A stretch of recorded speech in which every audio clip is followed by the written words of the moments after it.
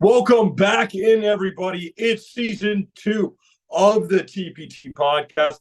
I'm your host, Jaden Lawler, and I'm going to be here all season long for huge Chiefs content, NFL content, as we venture more into just the NFL side in general, with a lot of Chiefs news, but a lot of NFL news for you guys. We're going to have big-time guests. We're going to have big-time episodes as the Kansas City Chiefs look to go back-to-back for the first time since that 2003-2004 Patriots. Let's see if they can do so, because I'm going to be here all season long. Let's get into season 2 of the TPT podcast. Welcome in, everybody, to another episode of the TPT podcast. The TPT podcast.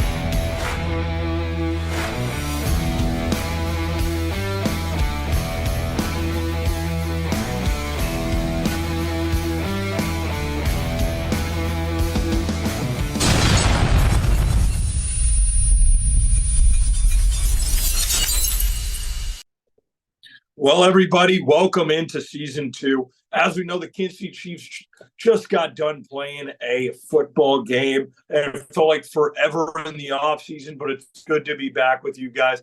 We covered a lot of stuff in the offseason, some of the moves the Chiefs have made, some of the guys that could potentially make the roster, some guys that could be on the way out, and some of these guys we saw on Sunday versus the Saints. The Saints did look good. Starting off with the Saints real quick is they're a team, Derek Carr coming over from a heated divisional rival, the Raiders. But coming over here, I really had high hopes for the Saints. I really thought they could be a good team. They really looked good on that first drive with their starters in there I almost said Drew Brees, but with Derek Carr. Moved the ball. Michael Thomas got a couple of catches. Jawan Johnson on a couple of occasions beat Justin Reed. There was some concerns there with our defense, but just an all-around good first drive for the Saints. They look good. That's a team I think can definitely take that division with the Bucks really not being that team, and the Panthers kind of find out who they are with also the Falcons. But that's a team right there I think can make a lot of noise with the Saints. I thought they had a very good first drive. Let me know what you guys thought of the Saints on that first drive and what they can be with Derek Carr. We know we watched them a lot in Vegas. I said Oakland, but Vegas. We watched him a lot in Vegas with the Raiders. So I thought that the Saints got up to a good start. Going over to the Chiefs side of things, the Chiefs did not. You know, it was kind of a weird. I know it's the preseason, so Andy Reid is really not going to give you much. Andy Reid is really, Patrick Mahomes really just probably either going to go throw screen routes or he's going to hand the ball off. He only passed twice. Both times were to to Clyde Edwards-Helaire. So not a lot from Mahomes. One drive, 6 plays, ended in a punt. The first thing I want to say about that first drive is if you notice who was in there a lot, really getting the ball a lot, was Clyde Edwards-Helaire. And the reason why was I think they're really trying to showcase him so they could potentially get a trade for Clyde. I think a guy like Pacheco came in and really just has taken that one spot away.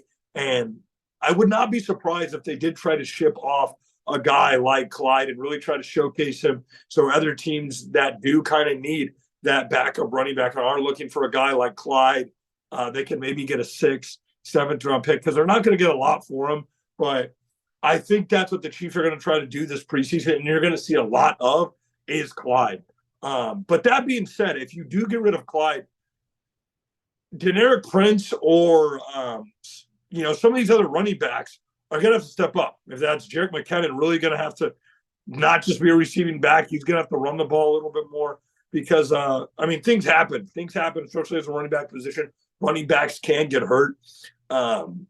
And I think Pacheco's that number one. I don't think he's going to be the workhorse just because he does try to run so hard at guys. He's not a guy that really likes to step out of bounds. He wants to go through the defenders. So that's one thing I'd look at is, do the Chiefs try to bring in another veteran running back if that's Leonard Fournette, if that's Kareem Hunt, which I don't really think is going to happen, or it even could be Ezekiel Elliott. But that's something to look at if they're not really sold on Deneric Prince or some of these other running backs that have been in there to really have that that running back by committee with Pacheco, because I have high hopes for Pacheco. I think he can get 1,000 yards, but Clyde, I don't think Clyde. I think Clyde's time in Kansas City has came to an end, and I think either after this season, they're either going to release him, or you could possibly see him getting traded this season. I think they should keep him because I don't think they have that number 2 on the roster. I don't think they have where if a guy does go down, you have that other guy. So I just don't think they have that number 2 there. So I would keep Clyde. I would keep Clyde Edwards around. I do think he can be effective in the pass game. I just don't think they use him enough in the pass game. So that's one thing to look at is Clyde Edwards-Helaire this entire preseason, how much looks they're going to give him because could he possibly be traded? Another thing on the first drive that I just didn't like was the Blake Bell sneak. And I sat there and I knew it was coming. You know, I was sitting there, I was watching the game with my dad, and I go, well, we already know what this is going to be. It's 4th and 1. It's going to be a Blake Bell sneak. He used to play quarterback at Oklahoma. So I knew that, you know, Mahomes was trying to do like this or acted like he didn't know the play. And then that's when Bell comes under center, and then boom, they try to do the sneak. And it just didn't work. I know it's the preseason, but typically I would like to see them change that up this year, is either just get a guy in there that can put his head down and run the ball, because they don't have that fullback on roster. They don't. I think that fullback this year will probably be Blake Bell, or maybe even be like Matt Bush, that tight end / fullback, kind of like a Jason Dunn, how Jason Dunn was back there. Sometimes you're going to put just a bigger tight end in the backfield every now and then.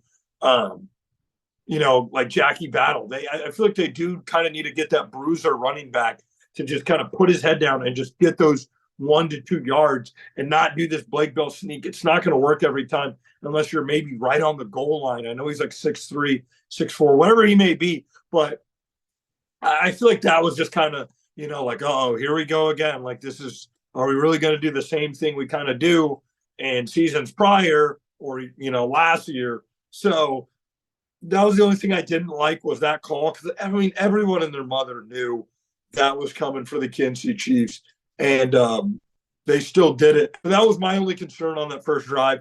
Other than that, I had a lot of Chiefs fans saying, oh, my God, we look bad. Oh, my God, we look bad. Guys, it's the preseason. The main thing you should be focused on is not even winning the game, but showcasing these guys. There was a lot of guys who, again, there's one guy in particular who I'm going to talk about later who made money on Sunday because of the Kansas City Chiefs. But I'm going back to some of the guys that are trying to make the roster and some of the depth chart, where the depth chart is going to fall. Is one thing I want to talk about is first is the quarterbacks.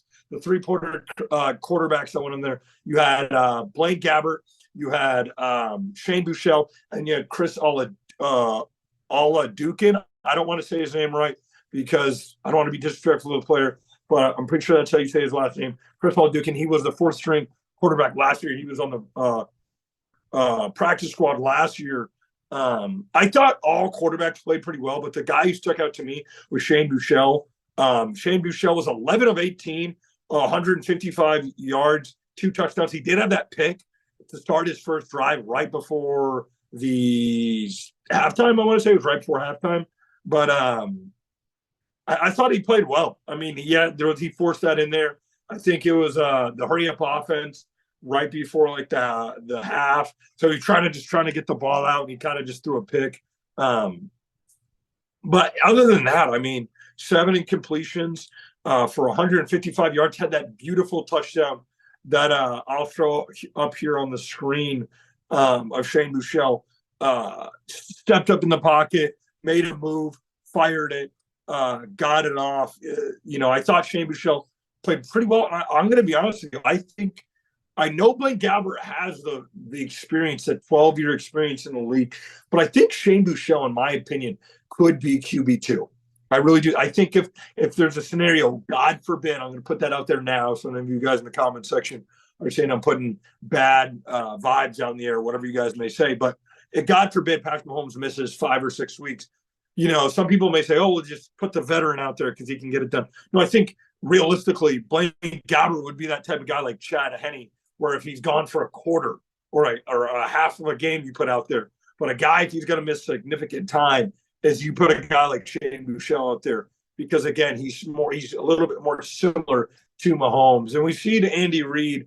Andy Reid always likes to have a backup on his team that is very capable of moving the ball. You know, if it wasn't Michael Vick or it was Cobb, it was always somebody. Nick Foles, it was always somebody on the team. Even going back to the Chiefs early on, Chase Daniels, Nick Foles. He had somebody on the roster that was highly capable of coming in and winning the game. So I think Shane Buechele is that number two. Blaine Gabbert played well too. He was a little inaccurate. There was a couple of passes he missed. He had a wide open Crawford. Excuse me, I don't remember what his first name was, but number 89, Crawford was wide open. He missed him there. But a guy he did hit, the guy I have to talk about, is Richie James. Richie James, and I talked a little bit about him in our previous podcast, but Richie James looked very well. Not only did, again, he have the separation because he had really great separation, but he wasn't just trying to catch with his body. He was catching with his hands. That pass that Blaine Gabbert threw, that was in the back of the end zone. He had to go get that pass and bring it in. So I think Richie James, I mean, he could climb that depth chart and really see where he could rely. Because this is what the great thing is right now in Kansas City. You got Sky Moore, you got Rice, you have MVS, you have Tony, you have James. All these guys could be the leading receiver next year. All these guys could be the leading receiver next year for the Kansas City Chiefs. It really could. I mean, it's so competitive right now. I didn't even mention Ross, which I'm going to get more into in a minute, is Justin Ross. So it's a lot of these guys have huge opportunities to come in and be just absolutely effective and really be that wide receiver one. We always know that Kelsey's going to be that number one target, but you have a lot of guys who come in and just, again, be that guy for Patrick Mahomes at the number one position. A wide receiver, I think, honestly, could be on his way out for the Chiefs is a Justin Watson. Justin Ross, I thought, put a lot of good things on tape for the Chiefs. Justin Watson, he did have 2-3 touchdowns last year for the Chiefs, but he could find himself on the way out for this Chiefs team because you even had number 27, Nico Ramigo, with 4 catches for 71 yards. He played well. So there's I mean, it's going to be tough for these Chiefs teams. There's always the practice squad where, you could have some guys on the practice squad come up for the Chiefs, but teams can always steal these guys from the Kansas City Chiefs because of what they're putting on tape right now. So on the opposite side of the ball, a lot of these receivers looked very good. And that was, to me, that was very pleasing. The only guy I didn't think did much, and I really want to see do well, is Rashee Rice. And he his first game out there, I just did not think he put a lot out there at the end of the day. I know he had one or two drops out there. But he just didn't look like he was getting much separation. So I would like to see more of him this next game. Sky Moore, we didn't really see a lot of Sky Moore. I think he was in there on the first drive, and then we didn't really see too much of him after that. We didn't see any of Jerick McKinnon. Again, these guys are veterans, so they're really not going to get a lot of reps. Noah Gray was out there. It was good to see him. Matt Bushman, I thought, did really well. He got called for an atrocious offensive pass interference, but I thought he did very, very well. Even Drew Tranquil, I don't know how you say it, but I say Tranquil. He did very well. He had 5 tackles and a sack. He's a guy, I think, they signed a deal with him. He's a guy I really think he can make a huge impact. I mean, he had 95 solo tackles out of 100, I think, 100-something tackles. I'd have to look at the numbers again, but he's a guy who had 95 solo tackles last year for the Chargers. He's going to be the third guy, the third linebacker on this Chiefs team, because you have Willie Gay, you have Nick Bolton, and then you have Drew. So you really have a lot of guys who can just come in on defense and plug in. I was not impressed, though. I will say this. I was not impressed on the defense on that first drive. I thought Justin Reid did not look very well. I'm going to be completely honest with you guys. That was a little concerning, was the secondary and the defense on that first drive kind of getting toasted. Even on the second drive, when you had James Winston there, I know that you still had a lot of the first-team guys in there for the Saints on that first drive, but James Winston throwing a beautiful ball over the top and kind of McDuffie? I'm sorry, McDuffie kind of getting, not Moss, but the guy going over the top and kind of timing it right. And McDuffie did not time it right at all. And that was my only concern on the defense is really them not getting pressure and then them not in the secondary helping the defensive line. And that was the guy I was talking about earlier who made money was Chris Jones. Because I'm going to be completely honest with you guys, that first drive for the Saints, the Chiefs get no pressure. And I know that the league are second in the league in sacks last year with 55 sacks. Without Chris Jones had, 14, 13 sacks. I think he even had more than that. So you're going to need a guy like Chris Jones. I know some of this contract they got to negotiate, but they're going to need to get Chris Jones in-house and get him rolling because they absolutely need Chris Jones because the way that defensive line looked on that first drive was not good to me. And that would be my biggest concern with the Chiefs is, again, if Chris Jones misses some games this year or tries to hold out, which I don't really think he will, I think Chris Jones will play the season regardless if he's on the Chiefs next season or not. They need to get him back. And I think they need to, whatever he's asking, I think you're just going to have to pay it. I'm kind of leaning towards that way. He may be asking for 30 years and 4 years for 30. That's as far as I would really go with Chris Jones is 4 years for 30. I was more in the range of $27 to $26 million a year for 3-4 years because he is getting a little bit older. So it's a lot of money. So I think the Chiefs, there's a lot of rumors that they want to keep it to more of a short deal because of the age thing, but he's still playing at a high level, probably the best interior guy in the league outside of Aaron Donald. So I think they need to get Chris Jones back. A lot of guys made some plays. There was cornerbacks. And again, I still am impressed. Excuse me. With some of these cornerbacks and the way they've played for the Chiefs. So it'll be really interesting this next couple preseason games. Some of the guys that rise the occasion, some of the guys that they have to let go because these wide receivers are making it harder and harder on this Chiefs staff. Who they're going to love, who they're going to keep, who may be on the practice squad, who's going to be those top three receivers right there. So that's what I'm really looking forward to these next couple of weeks is Clyde Edwards. That's a guy that I'm really going to keep my eye on. I'm going to keep my eye on Justin Watson, see what he's doing to try to make this roster. And then at the QB position, who's going to be that QB2? Is it just blank average job or is Shea Bouchard something about it? Or does Chris Oladukin have something to say about it as well? But that'll do it for the Chiefs side of things. As now we head to our segment around the NFL. This is something I'm going to start doing in season 2, is really getting a perspective around the league, going division by division each episode and really bringing you guys the best content I can on every single team. This week, we're really focusing on some of the rookie quarterbacks that kind of played.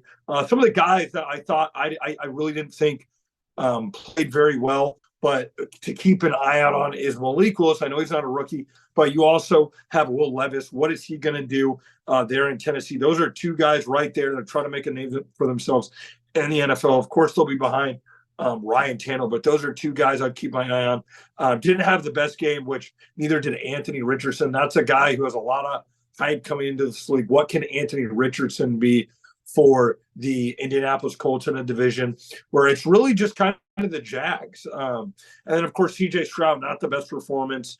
And for me, honestly, I think there's a big target on CJ Stroud because Ohio State just don't pan out. Right now, I think Justin Fields one of the better ones since the 70s or 80s. A lot of these Ohio State quarterbacks don't pan out. And same with the Alabama ones. I mean, yeah, you have Tua in the league right now and you have a Mac Jones, but these guys are really, where they're drafted, they're projected to be superstar like talent along with Bryce Young. What is Bryce Young going to be? Is his size going to be a factor? He's been playing small all his life. That's the only way he knows how to play. But what is he going to bring for the Panthers really in another division similar to the AFC South where it's kind of up for grabs. There's really no surefire team. Like I said, you kind of just have the Jags in the AFC South, but maybe some of these other teams can make noise. Even in the NFC South, it's kind of just maybe the Saints, because the Bucs now aren't that team. Tom Brady's gone, so there's really not that surefire team. For the last 3 years, that's kind of been the Bucs. So it'll be interesting to see what those quarterbacks bring, and then of course you have some of the other receivers coming in, some of the other rookies coming in. But yeah, a lot of these teams, again, they're looking to get off the ground started. Kenny Pickett, year 2, what is he going to bring to the league? And then you have some of these free agents to see where they're going to go. You still have Kareem Hunt. This is an interesting one for me. What team is he going to go to? I know he visited the Vikings. He visited with the Browns. I could actually see him going to the Vikings. They know they like to pass the ball there, and he's a very good receiving back. So I could see Kareem Hunt winding up on a team like the Vikings. You still have Leonard Fournette out there. You still have Ezekiel Elliott, Jadeveon Clowney. He's still out there. Clowney's still out there. There's some people are saying to go to the Ravens. I feel like that's a good move for them. They brought in a guy like Justin Houston last year as a veteran. He had 10 sacks, 9.5 sacks. So that's a guy right there. I think he could go to the Ravens and help them a lot. There's a lot of people saying he's there. And the Ravens also kept their winning streak alive in preseason. They keep their preseason winning streak alive. Shout out the Baltimore Ravens. They've won 24 straight preseason games. It hasn't quite carried over to the regular season, but hey, they keep getting it done into the preseason. And that will most likely do it here for the TPT podcast, episode 1 of season 2, just kind of going over some of the things that happened in the preseason. We'll have more for you this week, some more players to look out for the Kansas City Chiefs and for your favorite team. Make sure if you're not a Chiefs fan, you comment below what NFL team you want me to talk about and some guys I should keep a lookout for in the NFL to break out in 2023. We'll see you guys next time on the TPT podcast.